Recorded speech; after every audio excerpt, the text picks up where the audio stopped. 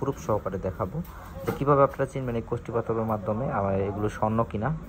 So guys, আমরা আসলে এই ঘরোয়া পদ্ধতিতে আজকে আপনাদেরকে দেখাবো কিভাবে স্বর্ণ পরীক্ষা করা হয় বা আমরা দোকানদাররা কিভাবে স্বর্ণ পরীক্ষা করি। দেখেন এখানে কিন্তু দাগ আছে, একটা দাগ দিচ্ছি, আর এটা হচ্ছে একটি কানের দুল।